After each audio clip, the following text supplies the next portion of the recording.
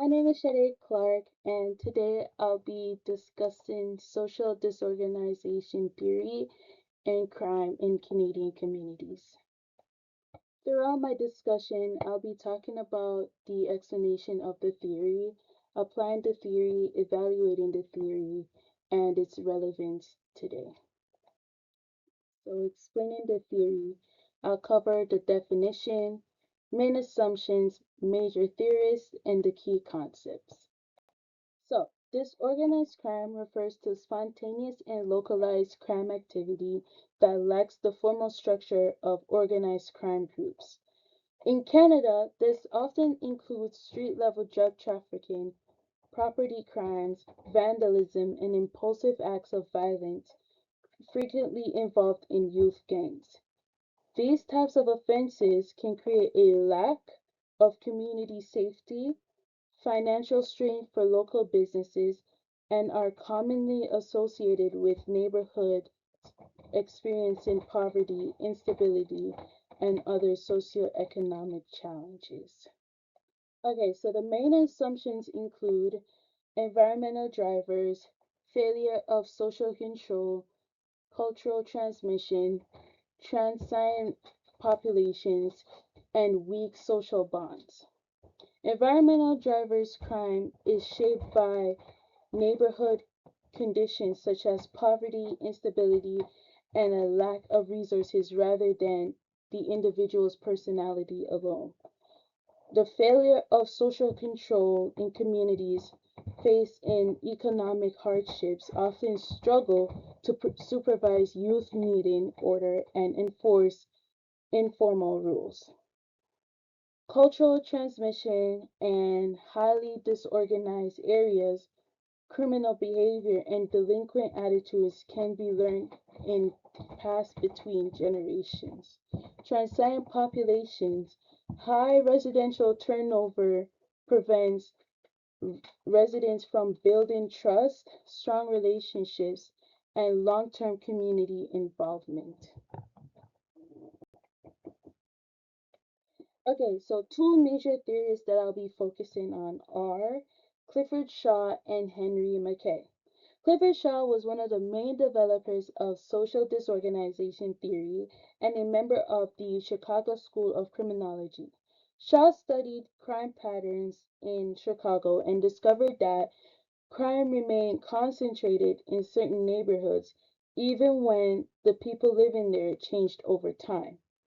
He believed that factors such as poverty, residential instability, weak community relationships, and a lack of social control created environments where crime and delinquency were more likely to occur. His work helped shift criminology away from focusing only on the individual offenders and towards understanding how community condition influence crime.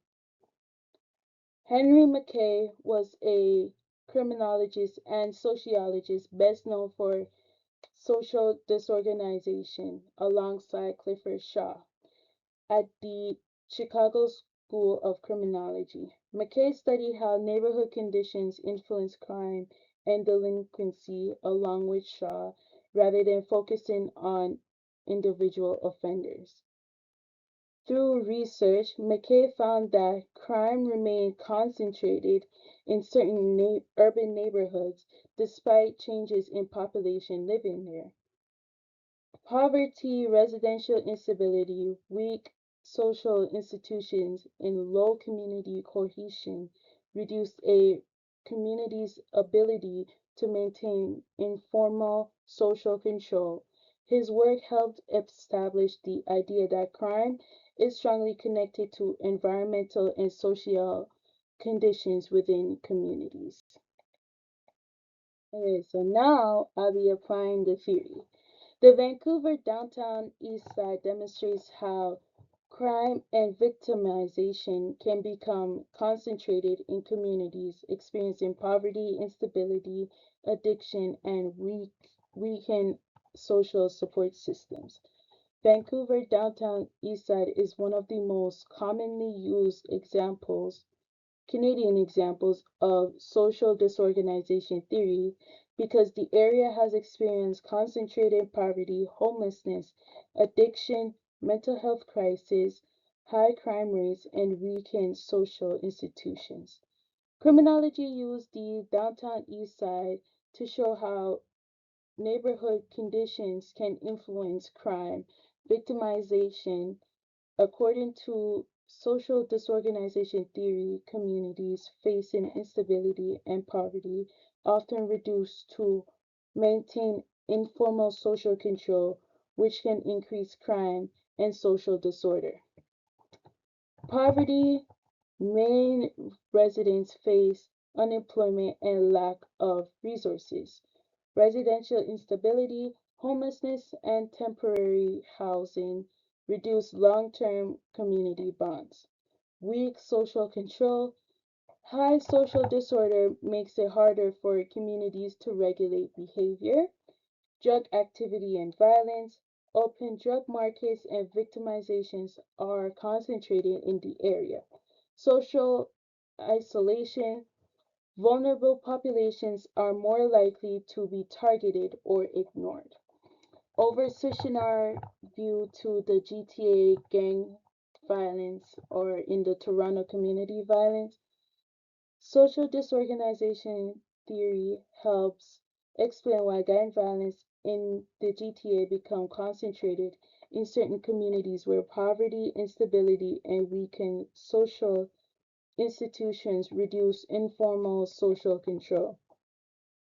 The Greater Toronto Area gang violence and community violence are strong Canadian examples of social disorganization theory because crime in the GTA is often concentrated in neighborhoods facing poverty, housing instability, unemployment, and weakened community resources. The theory argues that when communities experience social instability and weak social bonds, informal social control decreases and crime becomes more likely. So, why the GTA gang violence fits the theory? Concentrated poverty includes limited economic opportunities, can create gang recruitment and criminal activity. Residential instability is frequent movement in and out of neighborhoods weakens community relationships and trust. With weak social institutions, underfunded schools, community centers, and social programs reduce support for youth. Low collective effectivity, communities may struggle to intervene in crime or supervise youth effectively. Crime concentration. Violence can become concentrated in specific neighborhood and transit areas rather than spread evenly across the city. And then you have the community violence in Toronto. The community violence also includes or often includes gang related shootings, youth violence, robberies, drug trafficking, and violence. Criminologists connect these patterns to social disorganizations because violence tends to occur in areas experiencing social and economic disadvantages. According to the theory, weakened neighborhoods, cohesion, and instability make it more difficult for communities to prevent crime and reduce vulnerable youth. Now we will be evaluating the theory. So we will be looking at the strengths, limitations, and the relevance today. So the strengths includes the theory explaining why crime concentrates in certain communities. The theory is supported by crime statistics and research. It's useful for crime prevention and reduction strategies. It helps analysts identify high risk environments and it connects environment to criminal behavior. On the downside, the limitations include the theory does not explain why some individuals in the area do not commit crime. the stereotypes of the poor neighborhoods. It focuses more on the environment rather than the individual's choice. And some crimes occur in wealthy or stable areas too. Okay, so its relevance today. Social disorganization theory explains relevance because many modern crime issues are still connected to poverty, instability, and weak community support systems. The theory can explain current problems such as the GTA gang violence, homelessness, addiction, youth violence, and urban crime hotspots. Criminologists and police continue to use the theory to identify high risk communities and improve crime prevention strategies. The theory can also highlight the importance of strengthening communities, schools, and social programs to reduce crime long term. Here are my references. Thank you. My name is Shelley Clarks. Thank you so much for listening to my presentation.